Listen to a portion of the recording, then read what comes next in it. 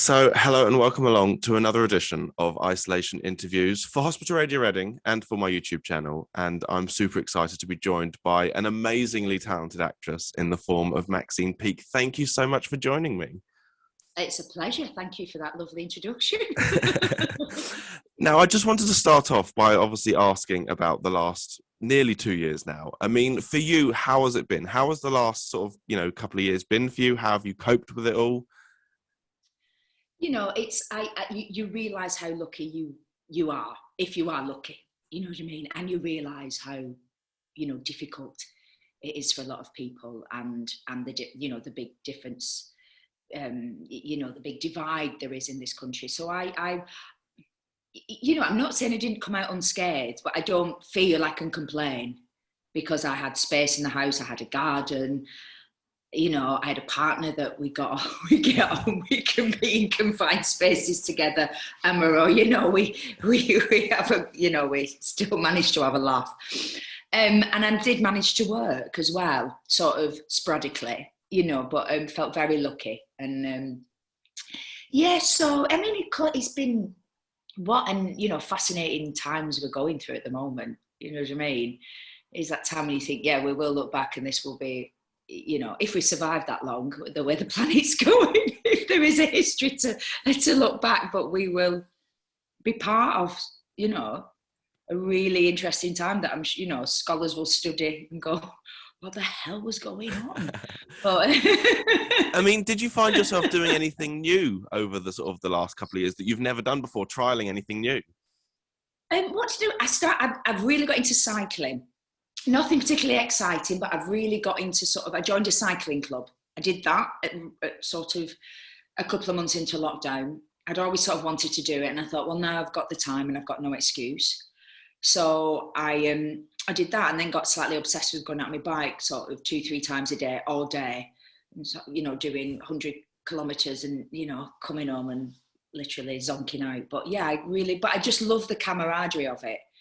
I wouldn't say I'm the world's best cyclist, but it was just going out in a group. And obviously through lockdown, you could go out, there was like 2 of us going out maybe together or going out on my own. And that was just nice as well, to go out on my own and just clear my head. But as lockdown, sort of started to ease off and you could meet in groups, there's sort of 4 of us going out, but just meeting people from different walks of life, chatting about life, not about what you do, which is really nice.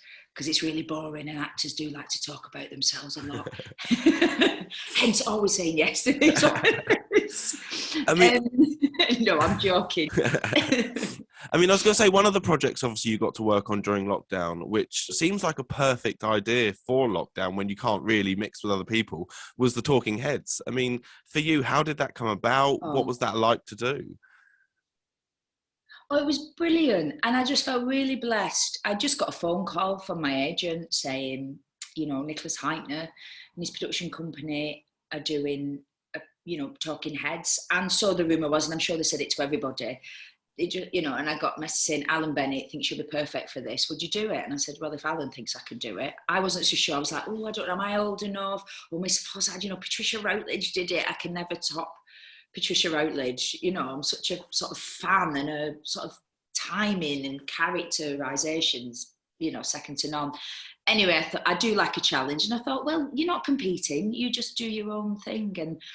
And it was such a, the company that people were, people were saying, and these are some of the people who've already approached and who said yes. And I was like, wow, yes, count me in.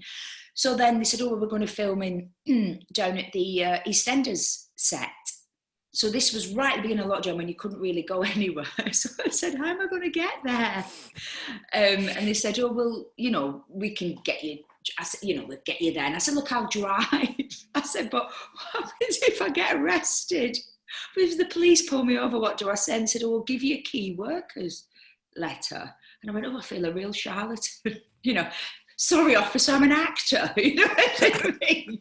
So anyway, I literally drove down the night before, stayed on my own in this hotel, literally on my own, in this very well sort of cordoned off hotel there in EastEnders. It's a bit like The Shining when you're in a big hotel literally on your own with just one member of staff. And then I filmed during the day, and then I got in the car and drove back home. But I'd worked with Sarah Frankham on Zoom. We'd rehearsed a lot on Zoom, which was quite, I'd say quite difficult, because it's quite hard then to go, let's get up and block it. Where I'd go, oh, can I just sit down and talk a bit more? Because sort of walking around your own room, your own house, rehearsing something, I felt a little bit self-conscious. Not that there was anybody in the house at the time. But we worked on that, and it was amazing. The costume, Jackie who did the costumes got sent to the house. I had to leave it for 72 hours before then I opened the box and tried them on and went, this fits, that fits. And then we zoomed Naomi, the amazing makeup designer. You know, she talked me through. She said, you'll have to do your own makeup. I was like, oh, you're joking. I'm terrible at things like that, as you can see. So it was a bit of a learning curve, but really exciting to be able to do something. And then when it moved to the stage, a couple of months, you know, so about 6 months later, we ended up doing it at the Bridge. That's when it felt like a real honour. You know, I remember standing on that stage at night, myself and I did, very lucky to be able to share the stage with Tamsin Gregg. Tamsin Gregg did hers, and then I did mine on the same night. And just feeling how lucky I was at this time to be actually on the stage, and then realise, I mean, I've always known theatre's my first love, but just like if somebody ever took this away and I could never do this again, I don't know what I'd do. Filming, I could maybe cope with, but theatre, I wouldn't be able to manage. I mean, what was the reaction like? Because I mean, I imagine for you getting back out on a stage must have been quite exciting as well. Oh gosh, yes. And it was brilliant. And at first it's weird because obviously everyone had masks and everyone was socially distanced, but what the Bridge Theatre did so brilliantly is they took the seats out, but they sort of adapted the theatre. So when I spoke to people, they said, oh, you feel like you were coming to a bit of a cabaret evening. And it was at seat service, so you didn't queue at the bar. People literally came in there, this very fancy sort of temperature checker as you went into the theatre. So everybody literally came in, sat at the seats in, you know, in your groups, 2 or 4, and then drinks came to the table. I mean, it's odd looking out at a sea of masks, because it just looks like everyone's very bored initially. And then you start to read people's eyes, because obviously in the theatre, and any time, you know, communication, your mouth gives so much away, even when it's not, you know, actually vocalising anything. It's, you know, the shapes it makes, you know, it's, so not seeing people smile or, you know, I mean, you could hear a bit of muffled laughter. So, but once you got used to it, you sort of then forgot that people were wearing masks. You just got in the flow of it. But I think people were like me. I was just so ecstatic to be on the stage. I think people were just ecstatic to be in a theatre. So the atmosphere and the support of the audience was just fabulous. I mean, for you, where did the love of acting first come from? I mean, do you remember the first time you thought, oh, that's where I'd like to sort of, you know, head in that sort of direction? It was at school. I was a big show off, you know, from primary school. I remember sort of, it's that first time when you realise, when you find the ability to make people laugh. And at primary school, I was always I was a sort of class clown, I suppose, a bit of a joker. So it's addictive. So that's what I wanted to do. I wanted to be a comedian. I didn't want to be an actor, because I couldn't comprehend how you went about acting. I'd seen comedians, because I'd been to Wicked Men's Club, I'd seen them on screen, but actors looked something much more exotic, and it looked very complicated, and I think people around you, because we didn't know anybody who was in the profession at all, get very, I think, anxious. So it's like we don't know actors. You have to know somebody, and it's all 99.9% of actors are unemployed at any time, which is the percentage is not a million miles off. But I think when you've got a passion and a drive sort of for something, it doesn't matter what people say. You're blinkered to that. You just need to do it. But so that was how it sort of started, and then started doing little bits of to a Unitarian church when I was younger, because some friends across the road went, Rebecca and Alison, and I said, can I come with you? It looked like fun. And we used to put little plays on and pantomimes. So that's when I thought, yeah, I like this. And I think because I was one of the youngest there, the audience again were very kind, probably. I thought I was very good, but I think they were just being very generous because I was little. So I thought, oh yeah, I've got this. So that's where it started, but I didn't know what to do with it for a long time. I mean, I hadn't quite. Yeah, sorry, I will keep talking. no, that's fine. That's all right. I was just going to ask, obviously, because one of your kind of big breaks was, of course, Dinnerladies, which, I mean, I found myself during lockdown rewatching it because it's such a great series and it still kind of really works today. What are your memories of working on that show with that amazing cast? I mean, so many amazing people in that show. I think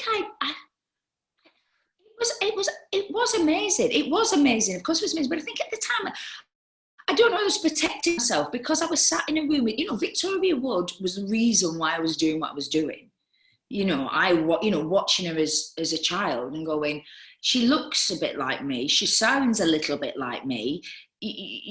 Not to insult Victoria, because she looked, I was saying, but I sort of thought, oh wow, there's somebody on screen for the first time that I feel I can really relate to, and she was just extraordinary.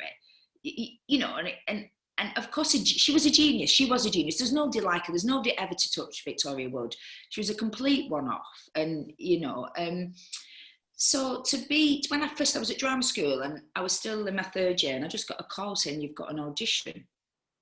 And I remember just sort of never thinking I'd get the job. I just thought, I'm going to go and sit in the same room as Victoria Wood. I was very naive, which I think sometimes actually got me further along the line because I didn't a lot of things didn't sink in. I never went going, I got to get this job. I just thought straight away, I was like, I'm not going to get it, but I'm going to meet Victoria Wood. And on, I think the second, I had a recall and I met Victoria, Thelma, Celia, I think Duncan and Anne were all in the room when I went back to read. And I wasn't really concentrating on what I was doing. I was just looking around the room at all these amazing people. And walked out the room and gone, well, I've not got it, but at least I met those, And then, so when I got the call saying you've got it, I couldn't quite believe it. But again, I think the naivety of youth, I just, and I look back, I've worked with Thora Hurd, Dora Bryan, Eric Sykes, all these amazing people were in episodes. Not only, obviously, Julie Walters, who again, a massive influence and a big influence on my acting. You know what I mean? The sort of acting style was always something that, again, as a youngster and as I got older, when you speak to, I think it's the same for generations now, but especially my generation at drama school, Victoria Wood and Julie Walters, I could say I'd probably inspired 90% of the people and especially the females. I mean, the great thing with that show as well is that, you get a lot of these shows and there's big stunts and big, this, that, and the other.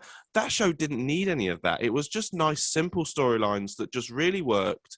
And the characters gelled so well. The comedy that came from that, it was just perfect. And that, I think that shows how amazing Victoria Wood is or was as a writer.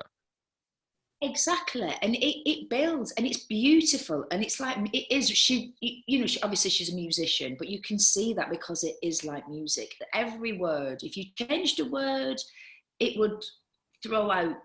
You know what I mean? It would be like a bum note, really, because it was so specific, but then didn't feel like it was so specific.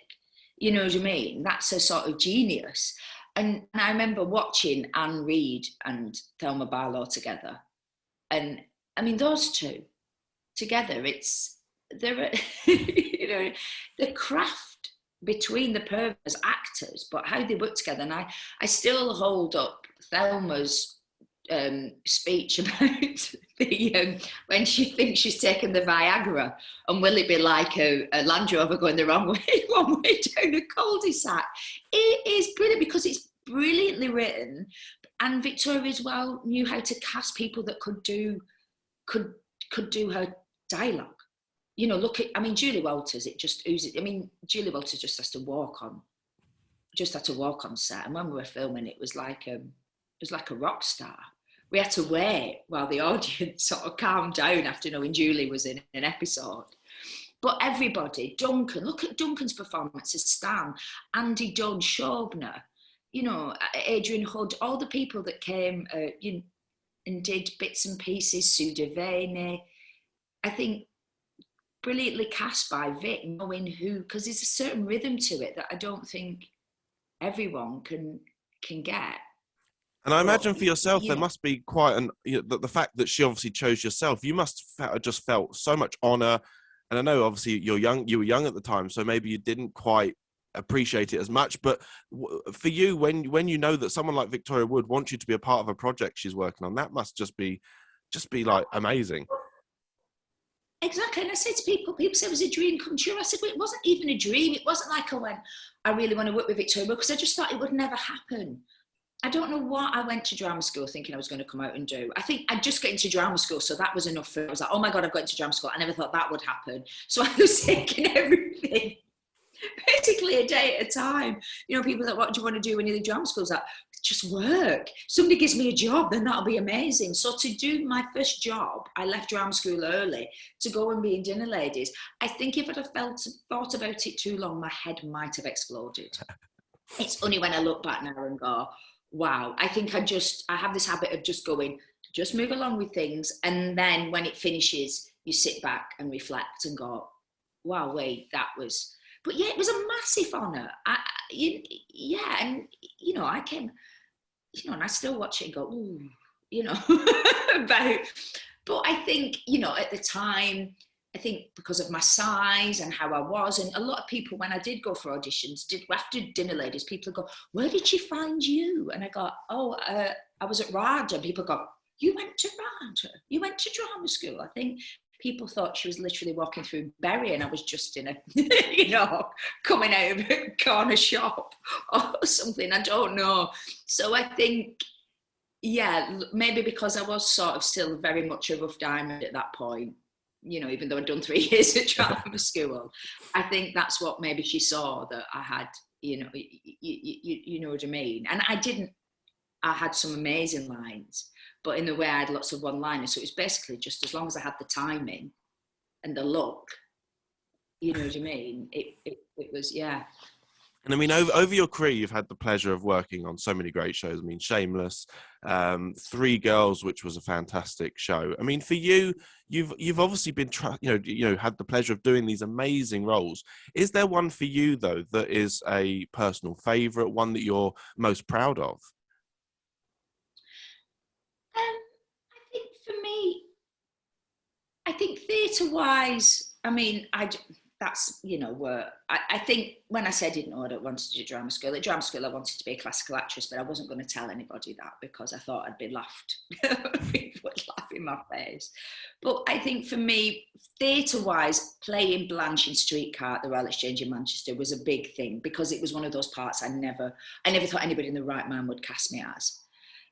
You come out of drama school and a lot of people tell you what they think you can and can't do. And, you know, when you look back now, they were just people probably thinking they were just thinking off the top of their head, but those things stay with you when you're so young and impressionable and, you know, training and profession you really want to do. So something like that. But as well, one of the parts that or pieces that I loved so much and hardly anybody saw was a thing called Room at the Top. It was a remake of the Lawrence Harvey novel. They did with Simone Signoret, not Lawrence Harvey novel, John Brain novel, I'm so sorry, that Lawrence Harvey and Simone Signoret was in, I think it was 1959. And the BBC, it's Great Meadow Productions for the BBC, they did a new adaptation of it. And I played the Simone Signoret part. And I just had, with Ashley Walsh directed that, and I just had such a fantastic time on it. And I think, I don't know, it's just one of those parts I completely fell in love with, and we did it so quickly.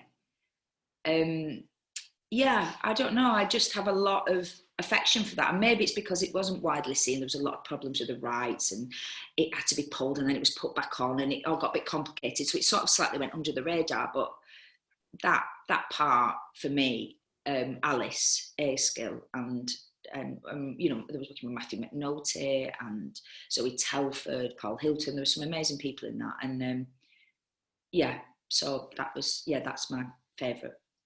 I mean, when obviously you know working on many different projects, you do some projects which are completely fictional, but then when you take on a project which is based on true life, I mean, is there an extra added pressure to doing that sort of thing? I mean, I'm thinking of three girls as an example, but is there that extra pressure when you know that you're acting out something that has actually happened and that you know people that were involved in it are still around and are going to be watching? Yeah, yeah, definitely, definitely. And I think, you know, your vanity kicks in because you want people to go, oh, you like that person. You are like that person. You've captured something with that person. You know, there is an extra pressure, and you have to sort of go, well, at the end of the day, there's probably, unless you're playing somebody who, you know, I think I've been very lucky. I've played lots of real life people, but maybe not people. All right, I mean, Myra Hindley was widely known, but nobody really, you know, how many people actually came into contact with her? Or she wasn't. It's like she wasn't on screen. So yeah, I do, but there's something about playing real life characters. You have a wealth in some ways that easier for creating a character, because most of the time you have a wealth of information, of research, of people you can speak to. I mean, just the last one I did was about 3 years ago that's coming out, I think, early next year, called Anne, about Anne Williams, who was a Hillsborough campaigner. And I was very lucky to spend a lot of time with Sarah, her family, her daughter and Sarah's family, and, you know, lots of her friends who were survivors of Hillsborough. And people were so generous, you know, with their time. I met a brother, I met, you know, like I said, daughter, her grandchildren, friends, people who just, you know, a sort of a lawyer. So it was just Elke. It was brilliant. It was great because I think as well, not only do you get to play a fantastic part, and you hope you do it justice, but you do get to meet the most amazing people. And that, again, the older I've got, I've thought that's another sort of plus point of what I do. I've got to meet some extraordinary people who've been through extraordinary things, like when I did Three Girls. Sarah Robotham, I would now call a friend. I mean, she only lives up the road, but we keep in touch. You know, there's lots of people I've played. Sarah Helm, journalist Sarah Helm, I played her in a play. We kept in touch. You know, you just, and your life feels more fulfilled and enriched for meeting these people. You know, and it's not something, oh, I've done a job and goodbye. You know, I think, you know, you've spent time with these people, they've shared a lot with you. It becomes, there's a connection there. I mean, would you say going forward, is there a dream role, something you've not had the pleasure of doing yet that you would love to do if it came up? Yeah, there's quite a few sort of real life people I'd like to, you know, or you know, people from history that I'd still love to play if the opportunity came up. You know, there's some, yeah. But I think for me, it's just always about doing good work and work that speaks to you, whether that's fictional, whether it's factual, whether it's just blatant entertainment, you know. And I think at the moment I would like to do a bit more comedy. You know, it's sort of what I thought I would be doing in my career. And then it's not quite, you know, I'm not complaining, but you go, oh yeah, you know, and then you sort of realise when you read it, you go, oh, they think I'm the sort of gritty actress. But it must be quite exciting for that, you to be able to play, you know, be able to do the gritty and the comedy. I mean, people trust you with both. well, yeah, I mean, maybe I've not been trusted with the comedy as much. And I think your comedy is like anything. It's your comedy sort of, you know, it's your comedy muscle. You need to keep working it. So I get quite anxious now if something's funny, because I go, oh crikey, you know, it's things like timing and that if you don't, I mean, it's something that I do think comic time is something you have or you haven't. And I'm not saying, you know, I think mine's all right. It's passable, you know, so, but it's something you've got to keep working on. And I think in a way, comedy is harder. And I know it always gets, and it's what people always say, and it always sort of, especially at awards and things like that, it gets slightly frowned upon, not frowned upon, but it's never, you know, held in its esteem. But I think actually it's more difficult to make people laugh than I think it is to make people cry. I mean, that you could, so it's, yeah, I was going to say that you couldn't have put the nail better on the head. I think that is exact. That the kind of the comedy always comes across as easier But I think, like you say, it does seem like, from, speaking to various people, it is a lot harder to get because you can get it so wrong in so many instances. Yeah, and we've all seen it when it has been wrong. And I think the thing when it is right, and it hits the nail, it looks effortless. So that's, again, I always think there's certain actors that I always think are underrated because they're understated. They make it look easy. And then there's other actors that people I think go on about, and I go, well, they make it look really difficult. That's why you notice them, because actually, to me, they make it look really difficult, and it shouldn't be. And there's some actors that I go, why are people not going on about this person? They're amazing.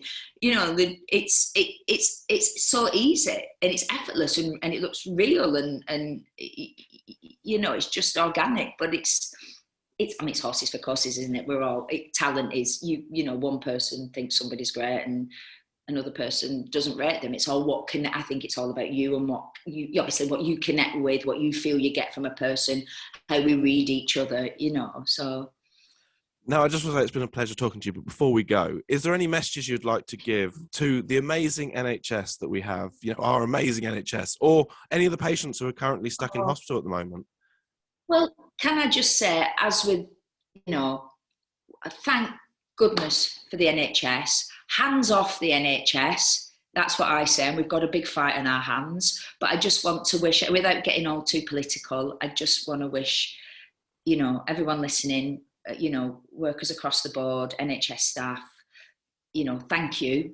Have a lovely Christmas, because we're not a million miles away. And to all the patients as well, anybody's listening, hello, sending you lots of love.